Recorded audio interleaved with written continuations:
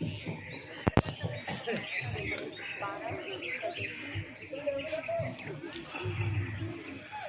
आज का सत्संग शुरू करने से पहले परमात्मा के नाम पे जयकार लगाएंगे। बोलिए परम पिता परमात्मा की, सदुरबंदी छोड़ कबीर साहिब की, सभी संतों की, सभी हंसों की, सत्संग कराने वालों की, इनके माता पिता की, इनके बाल गोपाल की, सकल हंस को बंदगी साहेब। तो आज इस गांव का भाग उदय हुआ, जो यहाँ पे कबीर साहब के मूल ज्ञान का प्रचार हो रहा है। क्योंकि बहुत बड़े भाग होते हैं जीवों के, जब वो कबीर साहब के मूल ज्ञान को सुन पाते हैं, और उससे भी बड़े भाग होते हैं जब वो इस मूल ज्ञान को समझ पाते हैं। क्योंकि सुनने वाले तो बहुत हैं। जब कबीर साहब आए 600 साल पहले तो बहुत लोगों ने सुना उनका ज्ञान, लेकिन समझ ही नहीं पाए। इक्का दुक्का बंदे ही समझ पाए। इसी प्रकार कबीर साहब कहते हैं, लाखन में कोई समझ न पाई है, और कोट मध्य जानेंगे, कहे कबीर सुनो भाई साधो हमें, फिर हंस पहचानेंगे।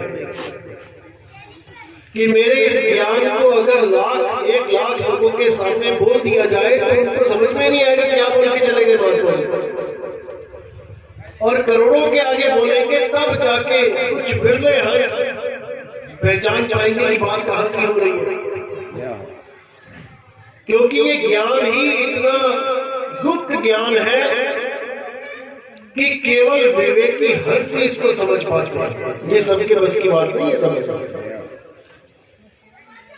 तो विवेक मालिक की देन है, परमात्मा की देन है, वो सब में है। एक गाय में भी बुद्धि है, वो भी जानती है कि मीट नहीं खाना है, घास खाना है केवल, लेकिन विवेक नहीं है। विवेक केवल और केवल परमात्मा की दया से मिलता है, और किसी किसी को मिलता है।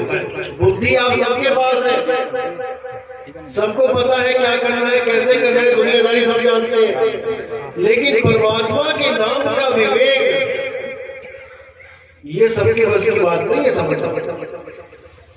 जिस पर गुरु की दया हो जाती है, जिस पर परमात्मा की दया हो जाती है, वही समझ पाता है कि विवेक चीज क्या है। क्योंकि विवेक आपको तब प्राप्त होता है जब आपका गुरु विवेकी हो। अगर गुरु विवेकी नहीं है तो चेला विवेकी नहीं हो सकता। इसीलिए बोला, गुरु मेरे सभी बड़े अपनी अपनी ठौर, और शब्द विवेकी पारखी सो माथे का मोर। गुरु मेरे सारे बड़े हैं। कोई भी गुरु किसी भी धर्म का हो, किसी भी जात का हो, किसी भी मजहब का हो, वो सब बड़े हैं। कुछ लोग कुछ अच्छी चीज बता रहे हैं कि भैया राम राम कर ले, अल्लाह अल्लाह कर ले, वाहिगुरु वाहिगुरु कर ले, लेकिन वो उतनी ही बात बता सकते हैं जितनी उन्हें पता है, उससे आगे की बात नहीं बता सकते। इसलिए साहिब ने बोला, गुरु गुरु में भेद है, और गुरु गुरु में भाव, सोई गुरु नित बंदिए, जो शब्द बतावे। 2 प्रकार के गुरु होते हैं। एक तो शब्द देते हैं जपने वाले, चाहे सांसों में तो, चाहे मुंह में से जप लो, चाहे कैसे जप लो।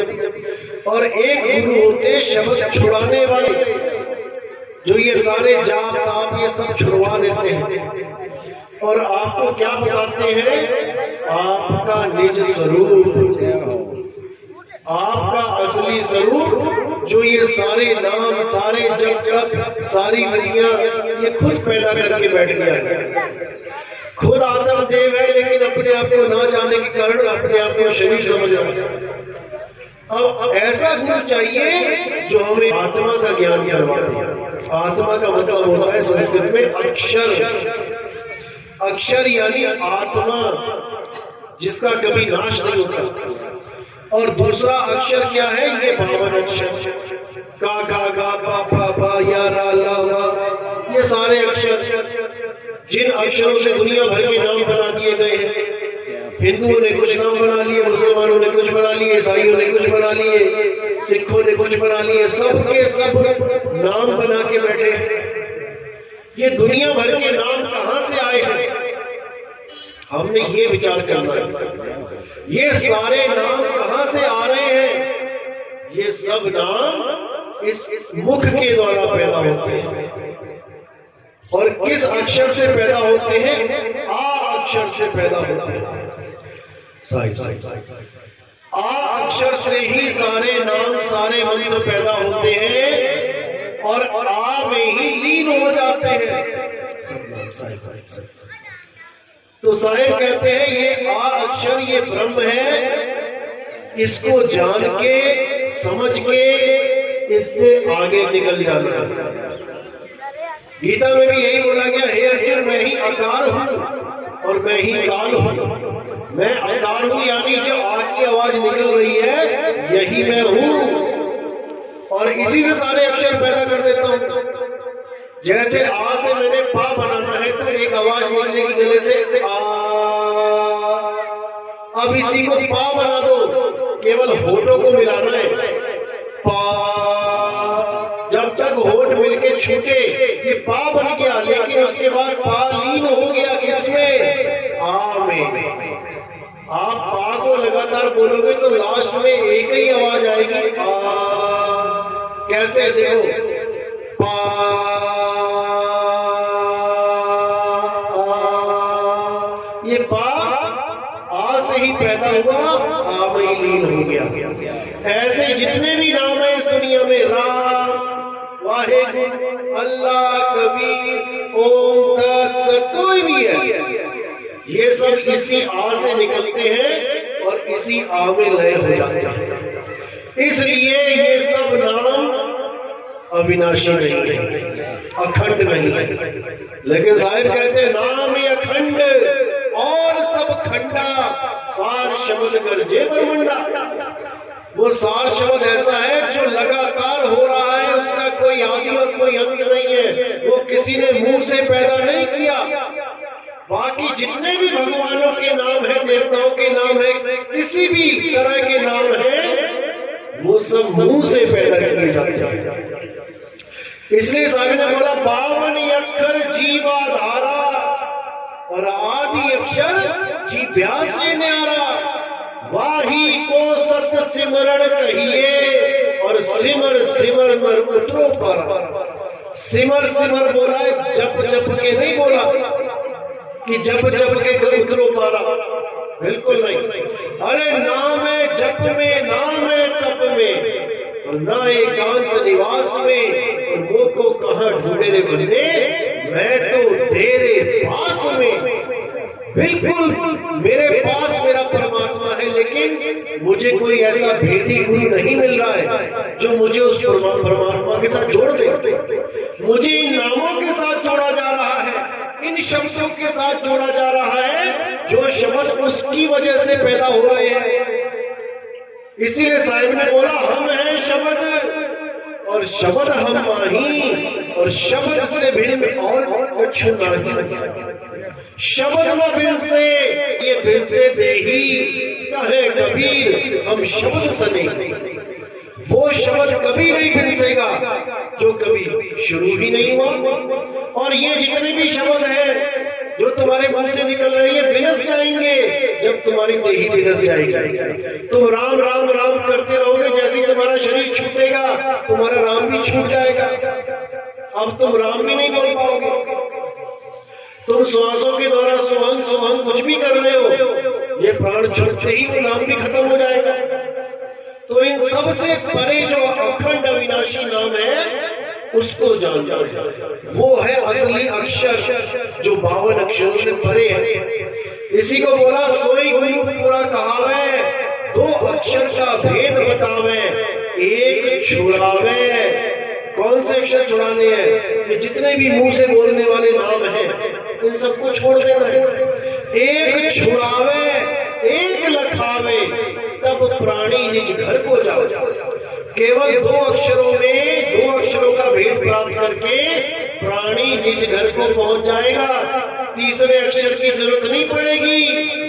सोई गुरु पूरा कहावे जो दो अक्षर का भेद बतावे, एक छुड़ावे एक लखावे तब प्राणी निज घर को जाओ।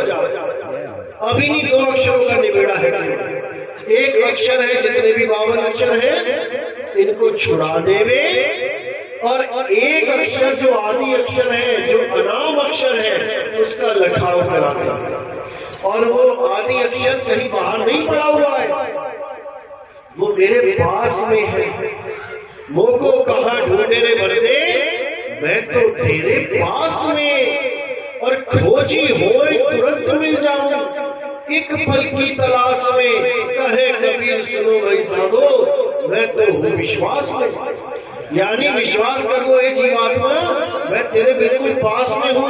मैं किसी सतलोक में नहीं बैठा हूँ कुर्सी, मैं किसी अलग लोग अनामी लोग में नहीं बैठा हूँ बेंच लगा, मैं तेरे पास में हूँ। कितनी पास हूँ ये भी बता दिया। अरे जो कहते हैं कस्तूरी कुंडल बसे और मरग ढूंढे बनवाही, ऐसे रमता राम है ये दुनिया जाने नहीं। कितना पास हूँ, जितना कस्तूरी पास है हिरण के। कस्तूरी कुंडल बसे और मरग ढूंढे बनवाही। अगर कस्तूरी का ज्ञान उसको नहीं मिला जो उसके पास है, तो वो जंगलों में भटकता फिरता है और सारी उम्र भटकता ही रहेगा। ज्यों तिलमाही तेल है और ज्यों चकमक में आग, तेरा साईं तुझ में है और जाग सके तो जाग। कितना पास है परमात्मा हमारे, जितना तिल में तेल पास है, जितना चकमक पत्थर से पास है, इतनी दूर हमारा मालिक हमसे है, बिल्कुल पास में। लेकिन भेद न पता होने के कारण कोई मंदिर में भाग रहा है, कोई मस्जिद भाग रहा है, कोई काबा भाग रहा है, कोई काशी भाग रहा है, क्योंकि आत्म ज्ञान नहीं मिला, अपना ज्ञान नहीं मिला। क्योंकि परमात्मा हम में है, इसलिए हम नहीं समझ पा रहे आत्म ज्ञान। तो ऐसा गुरु चाहिए जो आपको आत्म ज्ञान देवे। अरे आत्म ज्ञान बिना नर भटके, कभी काबा कभी काशी और जल में मीन प्यासी, मोहे देखती आवे हंसी। यानी पानी को ढूंढ रही है मछली और पानी में ही है। जितना पानी मछली से दूर है इतना साहिब हमसे दूर है, लेकिन हम समझ नहीं पा रहे। अरे साहिब का घर दूर है जैसे पेड़ खजूर और ज्ञानी जन के पास में अज्ञानी से दूर। ज्ञानी जन यानी जिसको विधि पता है खजूर के पेड़ पे चढ़ने की, वो 2 मिनट में चढ़ जाता है। और अज्ञानी देखता है भाई इतनी दूर यहाँ कैसे जाऊंगा मैं।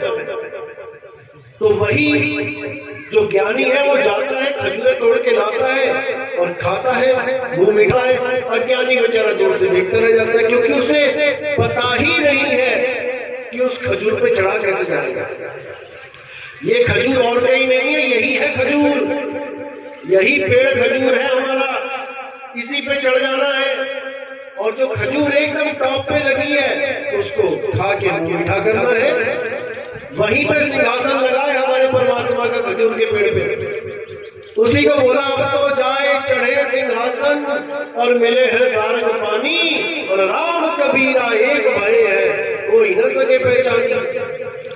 हम में और परमात्मा में फर्क तब तक है जब तक हम जीव हैं और उस मालिक की बंदगी नहीं करते। जब हमें उस मालिक की बंदगी करना हमें आ गया, तब क्या अवस्था बनेगी।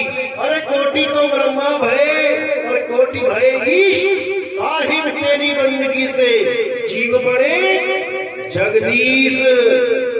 फिर हम दो नहीं रहेंगे। अरे तो ही मोही मोही तो ही, अंतर कैसा, कोई अंतर नहीं रहेगा। फिर हमारा साहिब हम में ही विराजमान है। अब किसे ढूंढेंगे हम। तो इसलिए साहिब ने बोला, अरे ना कहीं आना ना कहीं जाना और आपे में आप समाना। सबसे पहले तुम ये समझ लो कि तुम हो कहां, इस काया जड़ में तुम्हारा स्वरूप है कहां, और बस वहीं पर अपनी सूरत लगा लो। जैसे ही तुम वहां सूरत लगाना शुरू करोगे, तुम अपने शरीर से अपने आप को अलग महसूस करने लग जाओगे।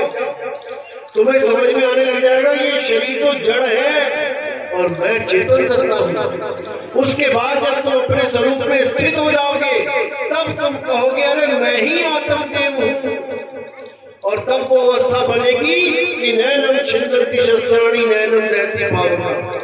अब कोई शस्त्र काट नहीं सकता, तुम्हें कोई अग्नि जला नहीं सकती, तुम्हें कोई वायु सुखा नहीं सकती। तुम्हारे आत्म स्वरूप में तुम स्थित हो जाओगे। अब मृत्यु आएगी तो क्या करना होगा? केवल इन शरीरों को कपड़ों की तरह खोल के नग्न हो जाना। कुछ नहीं कोई कर पाएगा, तुम्हारा कोई कुछ बिगाड़ ही नहीं पाएगा, क्योंकि तुम इस शरीरों को ऐसे त्याग दोगे और कहाँ रहोगे? अपने आत्म स्वरूप में।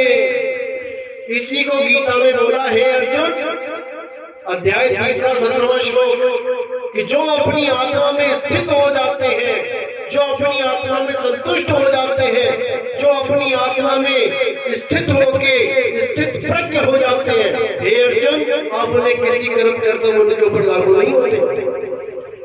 अब उन्हें कोई मंत्र नहीं जपना, कोई मंदिर नहीं जाना, कोई गुरुद्वारा नहीं जाना, उनका ये सारा कोर्स कंप्लीट हो चुका है।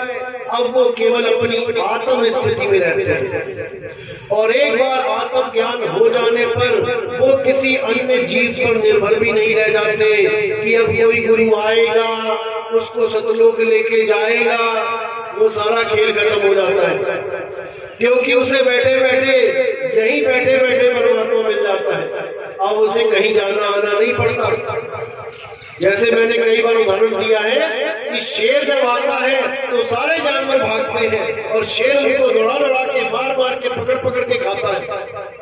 लेकिन कछुआ एक ऐसा जीव है, जब उसके सामने शेर आ जाता है तो वो कछुआ कहीं भागता नहीं है। वो कछुआ कभी भागेगा नहीं। वो क्या करेगा? वो करेगा ना कहीं आना ना कहीं जाना, आपे में आप समाना। वो कछुआ अपने आप में समा जाता है।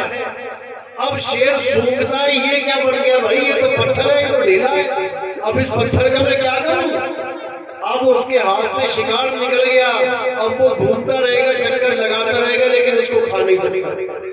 इसी प्रकार काल भगवान जब जीव का शिकार करता है तो जीव क्या करता है? जब काल दूत आते हैं तो जीव इस शरीर को छोड़ के भागता है, और जैसे ही भागता है वैसे ही वो लोग पकड़ लेते हैं, क्योंकि उसे पता ही नहीं जाना कहाँ है। अब जब भेदी गुरु मिल जाएगा, अब उसको समझ में आएगा कि कहीं भागना नहीं है, अब समाना है, अपने आप में समाना है। इसीलिए परमात्मा ने पहला पुत्र, 16 पुत्र परमात्मा के, पहला पुत्र कुरुम बताया। कुरुम का मतलब होता है कछुआ। परमात्मा के 16 पुत्र देखो क्या है? कुरुम है, ज्ञान है, संतोष, शील, सद्भाव, प्रेम, दया, चिंत, जलरंगी, ये सारे गुण हैं। ये कोई भगवानों के नाम नहीं है कि परमात्मा के भगवान है, परमात्मा के ये देवता है 16। ये सब हमारी आत्मा, हमारी सूरत के गुण हैं। पहला गुण है कुरुम। सृष्टि रचना में सबसे पहला कुरुम रखा गया। क्यों? क्योंकि कुरुम का मतलब है विस्तार करना। कछुआ अपने हाथ, पैर, सिर, पूंछ बाहर निकालता है तो यानी वो सृष्टि का विस्तार कर रहा है। अब विस्तार करने के बाद वो माया में भ्रमण कर रहा है। देखो 5 तत्व किसके पास से निकाले गए? 16 पत्रों में जो सृष्टि रचना का साधु समान था किसके पास रखा गया था? कुरुम के पास। बाकियों के पास क्यों नहीं था?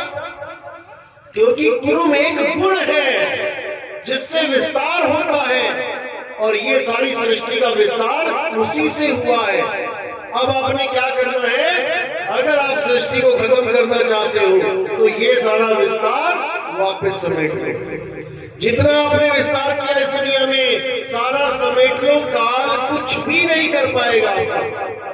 लेकिन अगर वैदिक गुरु मिले तब ये बात समझ में आएगी, अन्यथा तो वही किस्से कहानियों में पड़े रह जाओगे कि 16 पुत्र थे, काल भगवान ने ऐसा कर दिया वैसा कर दिया, फिर उनका शीश फाड़ के सिर तोड़ दिया, वहां से 5 तरह उठा के ले आया।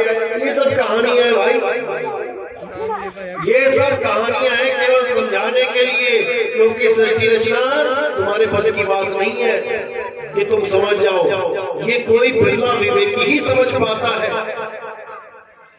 इसीलिए साहिब ने बोला, धर्मदास ये जग गौराना और कोई न जाने पद निर्वाणा, यही कारण हम कथा पसारा और इन सब से कहिए राम न्यारा।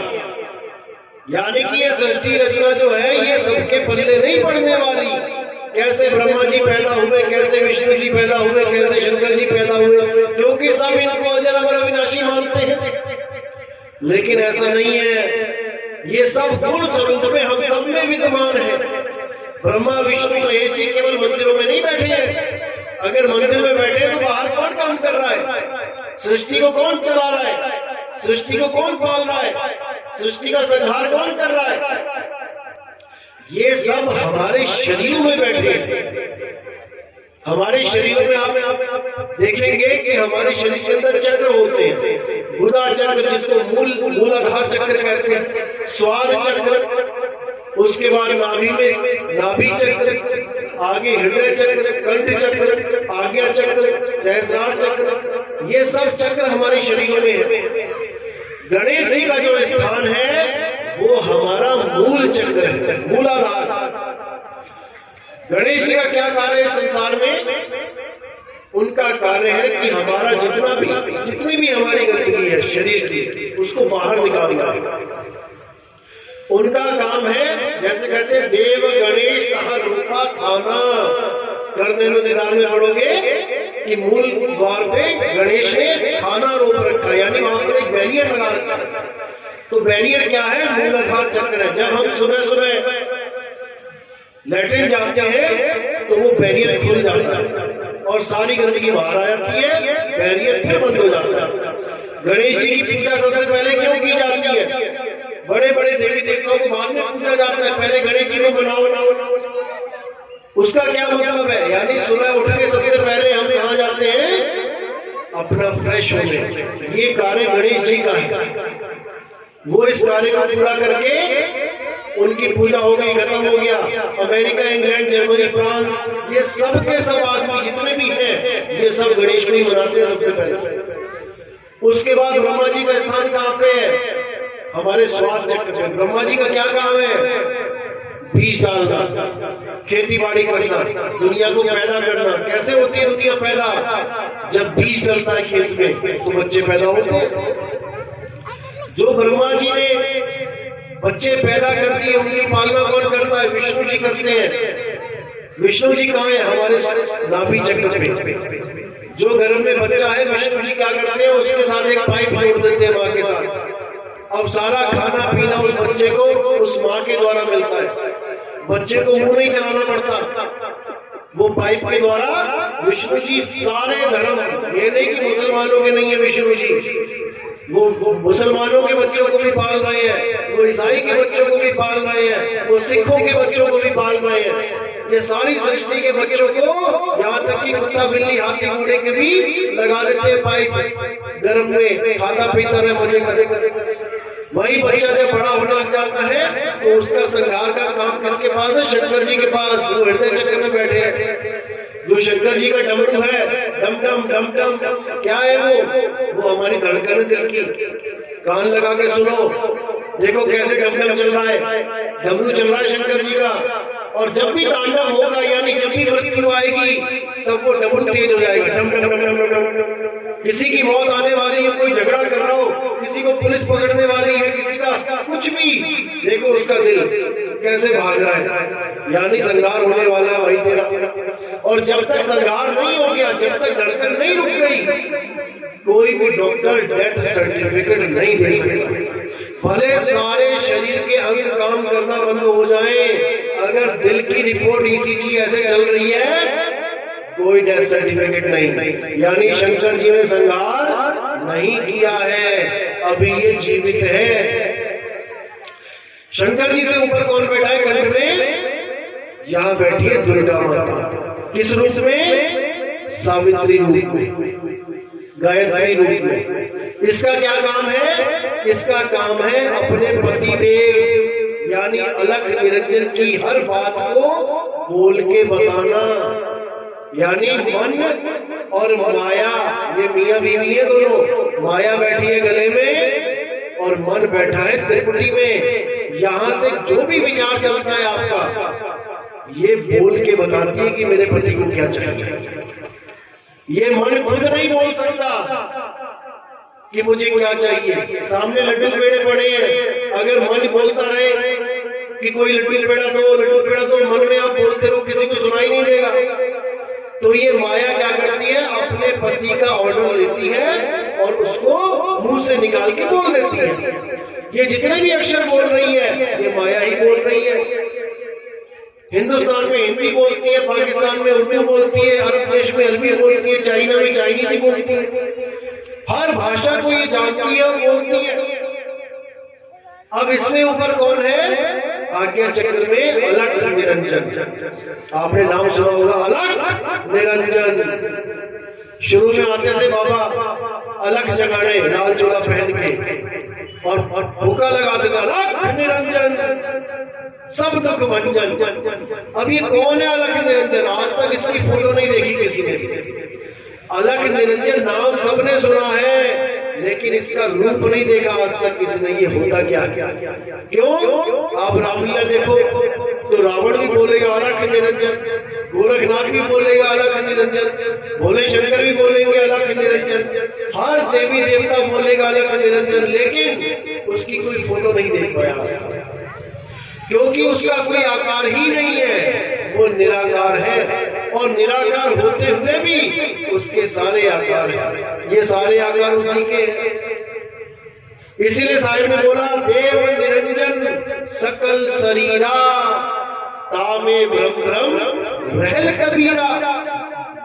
ये अलख निरंजन कौन है? ये सारे रूप अलख निरंजन के ही है। यही काल भगवान के रूप है, और इसी में ये जीव कबीरा भ्रमित होकर बैठा हुआ है। ये अपने आप को अलख निरंजन मान के बैठ गया है, अपने आप को देही मान के बैठ गया है। सुबह से लेकर शाम तक उसी अलख निरंजन की सेवा करता है, ब्रश करता है, नहाता है, धोता है, कंघी करता है, उसी अलख निरंजन की सेवा चल रही है। और करने वाला कौन है? यही कबीरा, जीव कबीरा। गीता में यही ज्ञान दिया गया जब अर्जुन को विराट रूप दिखाया गया। किसने दिखाया? कृष्ण जी ने। कृष्ण जी कितने हैं? एक हैं। लेकिन जब विराट रूप दिखाया गया तो एक से अनेक हो गए, लाखों करोड़ों शरीर सामने आ गए। अब कई गुरु जी कहते हैं कि ये काल भगवान था। अरे अगर काल भगवान ने अपना रूप दिखाना था तो एक रूप में आता ना। काल भगवान तो एक ही है, हजारों थोड़ी दिखे। एक रूप में आता, जिस रूप में उसे सतलोक से बाहर किया गया था, वो रूप धारण करके आता। यहाँ पे तो असंख्य आगे, असंख्य भुजाएं, असंख्य जागे, असंख्य चेहरे दिखाई दे रहे हैं। उसमें गौरी गणेश सारे दिखाई दे रहे हैं। तो फिर वो एक कहाँ रहा? वो सब यही सांकेतिक ज्ञान है कि हे अर्जुन, जो मेरा स्वरूप है विश्व रूप, ये सारे लोग मेरा ही रूप है। कोई भी ऐसा नहीं है जो मैं नहीं हूं, और मैं ही इस सृष्टि का नाश करने वाला काल हूं। वहां ये नहीं बोला मैं परमात्मा, वहां बोला मैं ही काल हूं, यानी देही रूप में मैं सबका काल बन के बैठा। जैसे चूहे का काल बिल्ली है, और बिल्ली का काल कुत्ता है, कुत्ते का काल बाघ है, और बाघ का काल बब्बर शेर है। ऐसे ही ये सब काल बने पड़े हैं एक दूसरे के। और हम किसका काल है? हम सब्जियों के काल हैं, दालों के काल हैं, कोई मुर्गी मछली खा रहा है हम उसके काल है। सब काल ही काल है, यहाँ पे काल के अलावा कोई है ही नहीं। ये सब शरीर काल है। अब करना क्या है? इस काल में से अपने आप को अलग कर लेना है, अपने शरीर से अपने आप को अलग कर लेना है कि मैं एक सूरत रूप हूं और मैंने अब सतलोक यानी अपने असली स्वरूप में आना है। सतलोक का मतलब ऐसा लोक जो सत्य है, जो कभी बदलता नहीं, जिसका कभी नाश नहीं होता, जो ना तो कभी पैदा हुआ ना जिसका कभी अंत होगा। क्योंकि अगर सतलोक भी पैदा होता है तो याद रखना जो चीज पैदा होती है उसकी उल्टी गिनती शुरू हो जाती है। लेकिन कबीर साहब ने कभी उस सतलोक का जिक्र नहीं किया जिस सतलोक में कहते हैं सोने की सड़कें हैं और दूध की नदियां हैं और हवाई जहाज खड़े हुए इंतजार कर रहे हैं, झोपड़ियां खाली पड़ी हैं। ऐसे सतलोक की कभी कबीर साहब ने बात नहीं करी। सतलोक, कबीर साहब का सतलोक क्या है? अरे लोक अलोक शब्द है भाई, और जिन जाना तिन संशय जाई। कबीर साहब का जो लोक है वो शब्द है, उस शब्द में आपने रहना है। जैसे अभी आप इस शरीर में रह रहे हो, शरीर छोड़ने के बाद आप कहाँ रहोगे? शब्द में रहोगे। कैसे रहोगे? अरे सूरत समाए शब्द में, और वाको काल ना खाए। काल क्या खा सकता है? काल इस शरीर को खा सकता है, खाएगा, लेकिन काल तुम्हें नहीं खा सकता, क्योंकि तुम सूरत रूप हो। अब सूरत भटक रही है शरीरों में, इसलिए दुखी है, पीड़ा में है। अब अगर ये वापस घूम के शब्द में समा जाए, अब इसमें कोई पीड़ा नहीं, अब ये सारी पीड़ाओं से मुक्त हो जाएगी। इसीलिए साहिब ने बोला 3 लोक है देह में। अभी ये कहाँ रहती है सूरत? 3 लोक में रहती है। और 3 लोक कहाँ है? ये है 3 लोक। 3 लोक है देह में और रोम रोम में धाम। सतगुरु बिना पाइए वो सार शब्द निज नाम। बिना सतगुरु के आपको सार शब्द का बोध हो ही नहीं सकता। और सार शब्द कोई मंत्र नहीं है कि मैंने दिया और आपने लिया, ऐसा नहीं है। सार शब्द है आपका निज स्वरूप, निज नाम, जो आपका ऑलरेडी है, जो आपको कोई दे नहीं सकता। जैसे सबके पास दिल है, दिल धड़क रहा है ना। अब किसी कॉलेज में जाते हो तो आपको डॉक्टरी के कॉलेज में दिल के बारे में पढ़ा दिया जाता है। अब आप हो गए ज्ञानी किसके? दिल के, जो आपके पास पहले से ही है, कुछ अलग से तो नहीं लगाया ना उन्होंने आपके पास। जो आपका दिल था वही है, लेकिन आपने अपने ही दिल का पूरा ज्ञान प्राप्त कर लिया कॉलेज में से। अब दिल अज्ञानी के पास भी है, दिल ज्ञानी के पास भी है। अज्ञानी दिल के बारे में नहीं जानता कि कितने चैम्बर होते हैं, कौन से ब्लड कहाँ से आता है, कहाँ को जाता है, वो नहीं जानता कुछ भी। लेकिन तुम एक एक चीज जानते हो दिल के बारे में, क्योंकि तुमने अपनी ही वस्तु का ज्ञान प्राप्त कर लिया, इसलिए तुम डॉक्टर बन गए।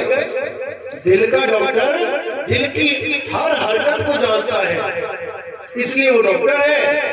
और जो सामने पेशेंट है वो दिल की हरकतों को नहीं जानता, इसलिए वो पेशेंट है। ना तो डॉक्टर को कुछ दिल अलग से दिया गया और ना ही डॉक्टर ने अलग से कुछ वहां पे दिया, केवल ज्ञान मिलता है। तो कह रहे 3 गुणों की भक्ति में भूल पड़ा संसार, और कहे कबीर निज नाम बिन। निज नाम मतलब मेरा निजी नाम, क्योंकि मेरे 2 नाम है। एक नाम वो है जो मुझे दुनिया वालों ने दिया। मैं पैदा हुआ तो मेरा कोई नाम था क्या? कोई नाम नहीं था, एक मांस का टुकड़ा पैदा हो गया।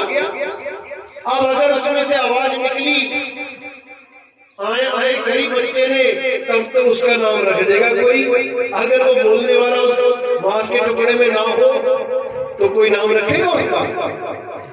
अगर बच्चा मुर्दा पैदा हो गया, मरा हुआ बच्चा पैदा हो गया, कोई नाम रखोगे उसका? नहीं रखोगे।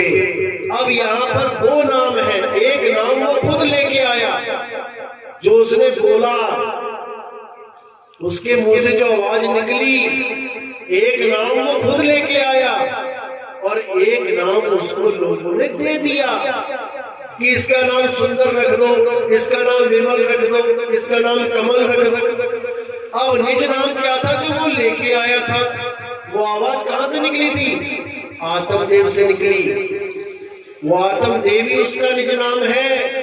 एक तो वो निज नाम लेके आया था और एक उसको डुप्लीकेट 52 अक्षरी नाम पकड़ा था। अब वो अपने निज नाम को भूल गया, यानी अपने आत्म स्वरूप को भूल गया, जिसकी वजह से वो आ की आवाज निकल रही थी बच्चे की, उसको भूल गया और माँ बाप के द्वारा दिए गए नामों को पकड़ के बैठ गए। अब उसको कोई पूछता तेरा क्या नाम है, अब उसे अपना निज नाम तो पता नहीं है। अब वो कहता है मेरा नाम सुरेश है, मेरा नाम महेश है, मेरा नाम विपिन है, मेरा नाम कमल है। भाई ये नाम तो तुम्हारे डुप्लीकेट नाम है, ये नाम तो तुम्हें दे दिए गए और तुम उन नामों को पीठ पे ला के घूम रहे हो। मरते दम तक तुम ये जो तुम्हें दान में मिले ये नाम बख्शीश में, ये तुम पीठ पे ला के घूमोगे, जबकि तुम्हारा ये नाम है ही नहीं। ये तो तुम्हें दे दिए गए केवल। तुम्हारा असली नाम क्या है? मेरा असली नाम है आत्मा, आत्मदेव, ये है मेरा नाम और मेरा आत्मदेव नाम ही सत्य है। उस आत्मदेव का कभी नाश नहीं होता, वो आत्मदेव ही सत्य नाम है, इसीलिए उसके आगे देव लगाया जाता है। जैसे हम बाकी देवों की पूजा करते हैं, ब्रह्मदेव, विष्णुदेव, पवन देव, वायुदेव, अब इस आत्मा के आगे जब देव लगा दिया जाता है आत्मदेव, अब इससे बड़ा इस दुनिया में कोई देव नहीं है, क्योंकि बाकी जितने भी देव हैं ये सब पैदा होते हैं और मर जाते हैं, लेकिन जो आत्मदेव है वो ना तो कभी पैदा होता है ना कभी मरता है। इसीलिए गीता में बोला, हे अर्जुन, जो ये सोचते हैं कि आत्मा मारा जाता है या आत्मा किसी को मार सकता है, वो दोनों अज्ञानी है। असल में आत्मा को ना तो किसी काल में उसका जन्म होता है और ना ही आत्मा किसी काल में उसका अंत होता है। वो जन्म मरण से परे है, वो अजन्मा है। अगर इस दुनिया में कुछ पूजनीय है तो वो आत्मदेव है। इसीलिए गुरु ग्रंथ साहब में बोला गया, आत्मदेव पूजिए, कि अगर पूजा करनी है तो आत्मदेव को पूजो। लेकिन हमें आत्मा का ज्ञान ही नहीं है, इसलिए हम भटकते रहते हैं। गुरुओं के पास तो जाते हैं, लेकिन आत्मज्ञानी गुरु न होने के कारण हमें मंत्र ज्ञानी गुरु मिल जाता है जो हमें मंत्र पकड़ा देता है, कोई तांत्रिक मिल जाता है वो हमें तंत्र विद्या दे देता है, कोई हमें हठ योगी मिल जाता है वो हठ योग करवा देता है, कोई हमें पितर पूजने वाला गुरु मिल जाता है वो पितरों की पूजा करवा देता है, कोई देवताओं की पूजा करने वाला गुरु मिल जाता है वो देवता पूजवा देता है, कोई नदी नालों में खुद भी घूम रहा होता हमें भी घुमवा देता है, जाओ गंगा नहा लो, विष्णु जी की पूजा कर लो वहां जाके। तो इन्हीं चक्करों में हम सब उलझे पड़े हैं, जबकि हमें चाहिए क्या? आत्मदेव। आत्मदेव की साधना करने पर हम ही आत्मा हो जाते हैं, क्योंकि ये सूरत जिसकी पकड़ेगी ये उसी का रूप बन जाती है। याद रखना, अगर पीपल की पूजा करोगे तुम्हें पीपल बन के आना पड़ेगा, क्योंकि तुम्हारी सूरत पीपल में है। अगर तुम तुलसी की पूजा करोगी तुम्हें बन के आना पड़ेगा। अगर तुम सांप की पूजा, सांप को दूध पिलाओगे पूजा के भाव में, तो तुम्हें सांप बन के आना पड़ेगा। ऐसा कोई नहीं है जो जहां सूरत लगाए और उसका रूप प्राप्त न कर पाए, सबको आना पड़ेगा। इसलिए कबीर साहब ने बिल्कुल खंडन कर दिया कि 1,84 की पूजा तो करनी ही नहीं है।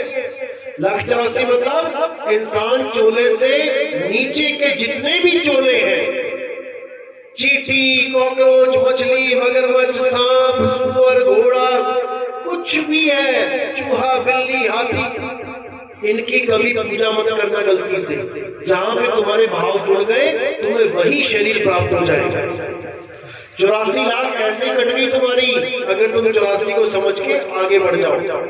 अब इंसान बचा तो इंसान के लिए क्या बोला गया कि इंसान की भी पूजा नहीं करनी है। इंसानों में किसकी पूजा करनी है? गुरु को कीजिए दंडवत, कोटि कोटि प्रणाम, कीट न जाने भृंग को गुरु कर ले आप समान। इंसानों में तुमने गुरु की पूजा करनी है जो आत्म ज्ञान को जानता है, जो तुम्हें आत्मा की पूजा करना सिखा दे। शरीर की नहीं करनी है कि तुम शरीर की पूजा करते फिरो, तुम फिर इंसान बन जाओगे। अगर किसी की भी पूजा करनी है, जैसे हम कहते हैं माता पिता की पूजा करनी है तो कर सकते हो, लेकिन आत्मदेव जान के उसको आत्मा समझ के पूजा करना। शरीर समझ के करोगे तो शरीरों में आ जाओगे। इसलिए गुरु की आरती, गुरु की पूजा कभी भी ये समझ के नहीं करना कि मैं किसी शरीर की पूजा कर रहा हूं। शरीर तो नाशवान है, शरीर तो खंड हो जाएगा, लेकिन जो शरीर जो आत्मा इस शरीर को चला रही है वो आत्मा अखंड है। उस आत्मा को कोई मार नहीं सकता, कोई काट नहीं सकता। यही दूसरे अध्याय में बोला गया कि हे अर्जुन, जितने भी राजा महाराजा सामने दिखाई दे रहे हैं, ऐसा कोई समय नहीं था जब ये जीवित नहीं थे, और ऐसा कोई समय नहीं आएगा जब ये नहीं होंगे। तो फिर किसने किसको मारा? किसी ने किसी को नहीं मारा। कपड़ों ने कपड़े फाड़े हैं। कृष्ण जी के कपड़ों ने, अर्जुन के कपड़ों ने, सहदेव, नकुल, युधिष्ठिर, भीम के कपड़ों ने सामने वाले राजा महाराजाओं की आत्मा के कपड़ों को फाड़ दिया। ना तो अर्जुन ने कभी युधिष्ठिर को मारा, दुर्योधन को मारा, ना ही दुर्योधन ने कभी किसी अभिमन्यु को मारा। कोई मर ही नहीं सकता। हम सब जन्म और मरण से परे हैं, केवल और केवल शरीर को अपना स्वरूप मान के बैठ गए हैं। इसलिए कहने में आता है कि मैं इतनी तारीख को पैदा हुआ था, इतनी को मर जाऊंगा। अरे भाई, ना मैं कभी पैदा हुआ, ना मैं कभी मरूंगा। पैदा मेरा शरीर हुआ है माँ के गर्भ में, और मरेगा भी मेरा शरीर। मैं नहीं मरने वाला, क्योंकि मैं शरीर नहीं हूं। यही साहिब ने कहा कि हम ना मरिब मरिब संसारा, हमको मिला जियावन हारा। मैं कभी नहीं मरूंगा। क्यों? क्योंकि मैं अपने स्वरूप को जान गया कि मैं शरीर नहीं, मैं आत्मा हूं। अब जब मैं जान ही गया कि मैं आत्मा हूं, अब कैसे मरूंगा? लेकिन दुनिया मर रही है। क्यों? क्योंकि वो जान ही नहीं पा रही कि वो आत्मा है, शरीर नहीं। वो अपने आप को शरीर समझ रही है, इसलिए जन्म मरण में पड़ी हुई है। तो यही साहिब ने बोला बार बार कि चलती चक्की देख के दिया कबीरा रोए, और दो पाटों के बीच में साबुत बचाना कोई। ये धरती और आसमान दो पाट है, इसके बीच में जितने भी लोग हैं कोई भी बचने वाला नहीं है। ये चक्की चल रही है, पिस रही है, लेकिन एक किल्ली है यहाँ पर। अगर उस किल्ली का ज्ञान आपको हो जाए तो आप एक पाठ से बच जाओ। तो कहते एक पाठ धरती चले, एक चले आसमान, इन दोनों के बीच में पिस गया सकल जहान। अरे पाठ पाठ सब कोई कहे, किल्ली कहे न कोई, और जो किल्ली संग लाग रहा तो बाल न बाका होए। अब वो किल्ली क्या है? वो है आत्मदेव। जो आत्मदेव में स्थित हो गया, अब उसको ये पीसना नहीं पीस पाएगा। शरीर तो पीसेगा, जाने दो, लेकिन आत्मदेव को पीसने वाला कोई माई का लाल पैदा ही नहीं हुआ। इसीलिए हमने आत्मदेव की पूजा करनी है, हमने आत्म अवस्था में रहना है, हमने आत्म कृपा पे निर्भर हो जाना है। आत्म कृपा यानी जब परमात्मा दया करके हमें आत्मा का ज्ञान करवा देता है तो वो आत्म कृपा हो जाती है। तो मालिक हमेशा यही चाहते हैं कि हम जीव अवस्था से उठ के पीव अवस्था में आ जाए। लेकिन ये जितने भी अज्ञानी गुरु बैठे हुए हैं, ये सब तुम्हें ब्रह्म ज्ञान देके शिव अवस्था तक पहुंचा देते हैं, और तुम इसी चक्कर में पड़े रह जाते हो। इसलिए साहिब ने बार बार समझाया कि जीव शिव सब प्रगटे, वह ठाकुर वैदास और कबीर और जाने नहीं एक राम नाम की आस। ना तो मुझे जीव से कोई लेना है, ना शिव से कोई लेना देना है, मुझे केवल पीव अवस्था को प्राप्त करना है। जीव में मैं तो हूं ही। अब ऐसे भी गुरु बैठे जो जीव को ही सर्वे सर्वा बता देते कि सत्य क्या है, जीव ही सत्य है। अरे जीव तो 84 भोग रहा है, जीव सत्य कैसे है? हाँ, जीव अमर अजर अविनाशी जरूर है, लेकिन निर्भय नहीं है, वो बंधन में है। बहुबंधन में बांधिया एक बेचारा जीव, और केवल छूटे आपने जे न छुड़ाए पीव। अब वहां पे पीव छुड़ाएगा।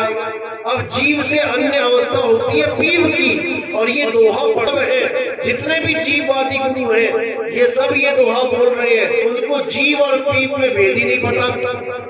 वो जीव को ही परमात्मा बना के बैठे हुए, जबकि परमात्मा पीव है। अरे जग में जीव अनंत न जाने पीव को, और बहुत कहा समझाए 84 के जीव को। कितना समझाया जाए इस 84 के जीव को कि पीव को जान ले, लेकिन ये नहीं समझ पा रहा। तो कह रहे घूंघट के पट खोल तो फिर पीव मिलेंगे। घूंघट कौन सा है? ये माया का घूंघट है। केवल इस घूंघट को हमने उठा देना है और परमात्मा का चेहरा बिल्कुल साफ नजर आने लग जाएगा। और ये घूंघट क्या है? ये जाप अजपा और अनहद रूपी अज्ञान है। जिस दिन हम इसको छोड़ देंगे और सार शब्द की तरफ अपनी सूरत को घुमा लेंगे तो समझ लो कि परमात्मा का दीदार जरूर होगा।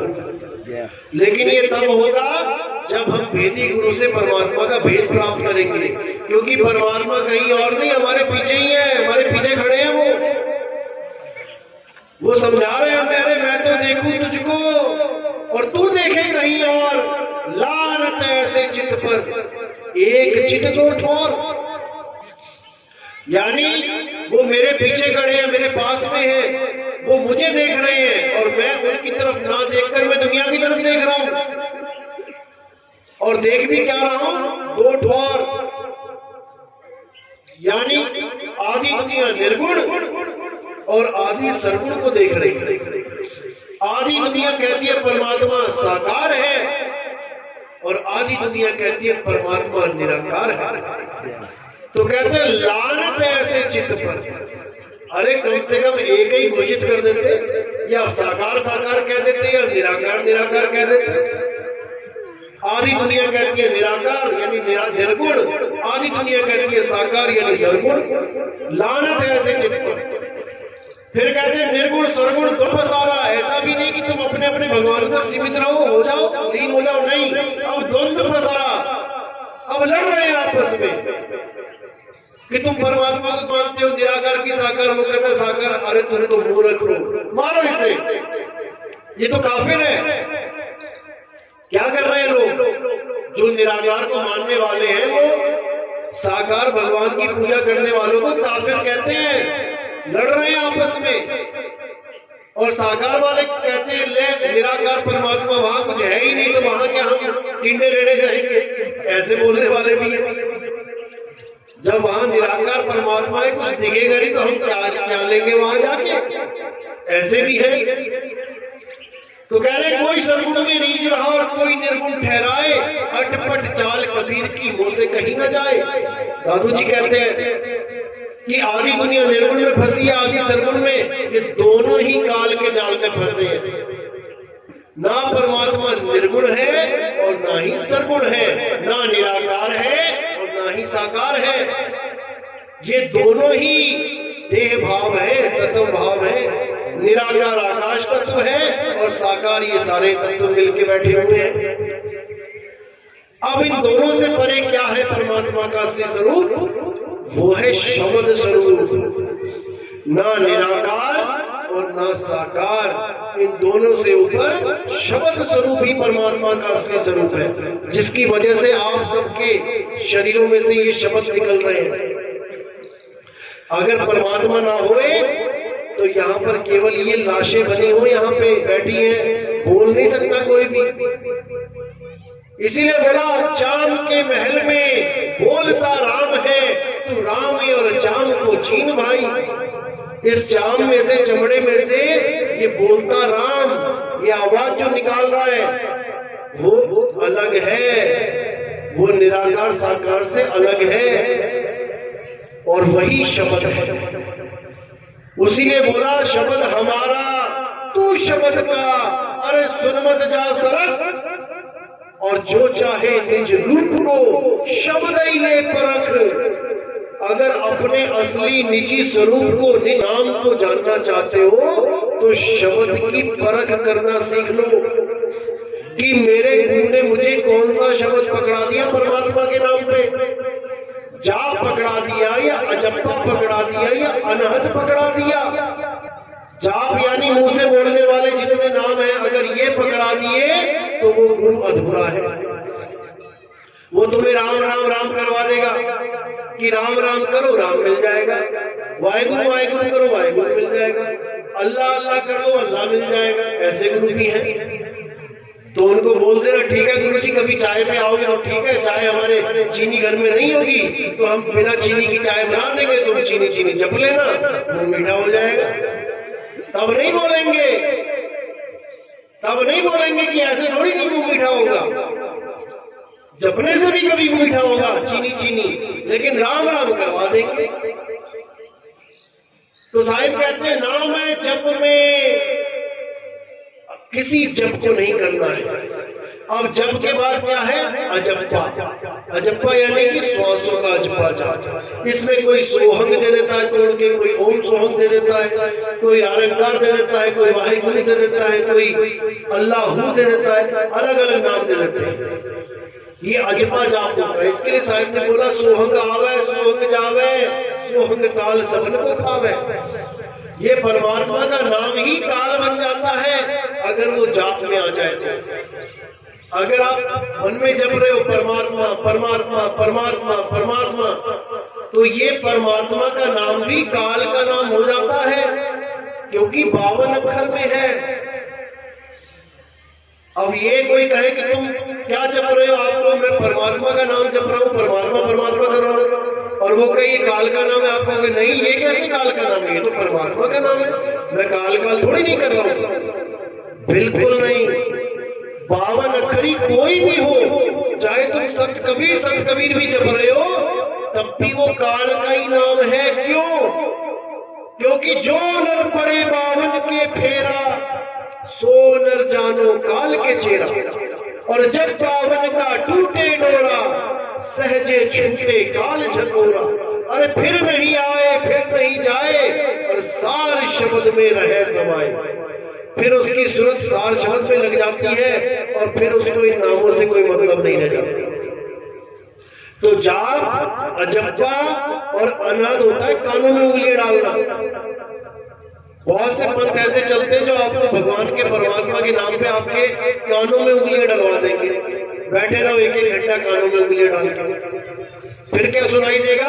फिर तुम्हारे दिमाग के अंदर जो नाड़ियां चल रही हैं उसकी आवाज सुनाई देने लग जाएगी आपको, और आपको ऐसे लगेगा वाह क्या मधुर संगीत हो रहा है, और उसी को परमात्मा मान के बैठ जाओगे। इसको कहते हैं अनहद नाद। तो साहिब कहते हैं अनहद बाजा विधि विधि बाजे, सार शब्द न्यारी धुन गाजे। अनहद बाजा जम का थाना, पांचों तत्व करे घमसाना। यानी ये अनहद नाद भी परमात्मा से नहीं मिला सकती, ये भी तत्वों का ही ज्ञान है, देही का ज्ञान है। इसलिए साहिब ने बोला जाप मरे अजप्पा मरे, अनहद भी मर जाए, और सुरत समाए शब्द में, वाको काल न खावे। अगर तुम्हारी सूरत उस सार शब्द में लग गई, अब तुम्हें काल नहीं पकड़ सकता, जमदूत तुम्हारे पास नहीं आ सकते, क्योंकि तुम्हारे पास फिर महामंत्र होगा।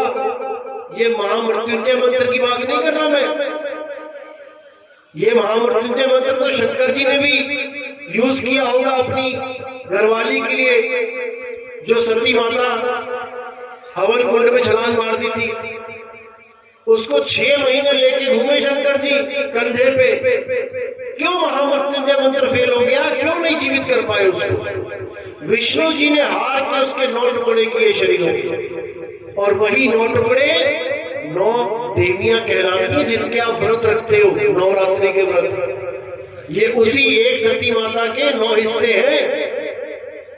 महामृत्युंजय मंत्र कहते हैं कि ये सिद्ध हो जाए तो मौत टल जाती है, मरा हुआ बंदा जीवित हो जाता है। क्यों नहीं हो पाया वहां जीवित?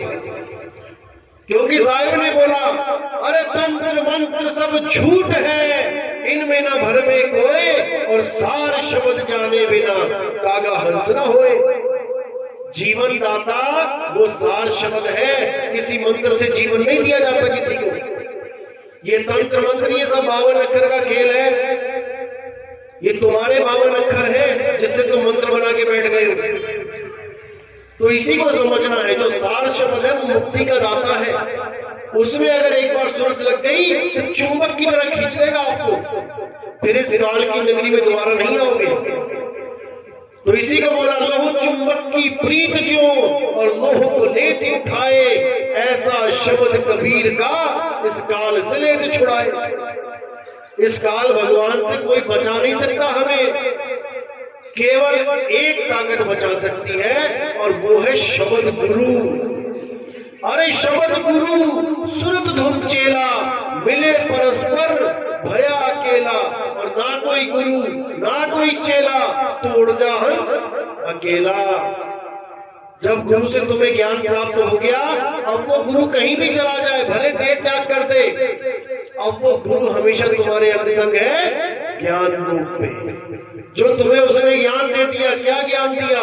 उसने अपना अनुभव ज्ञान तुम्हारे साथ शेयर कर दिया कि बेटा बाकी सब छोड़, और जो चीज मुझे मिली है वो यहाँ पर मिली है, तू भी यही लग जा, तुझे भी वो चीज मिल जाएगी। उसने अपना स्वरूप दे दिया तुम्हें, ना कि उसने अपने आप को देही बना के कोई फोटो खिंचवा के तुम्हारे मंदिर में लगवा दी और तुम्हें बोल दिया इसकी अगरबत्ती कर, इसके धूप अगरबत्ती लगा।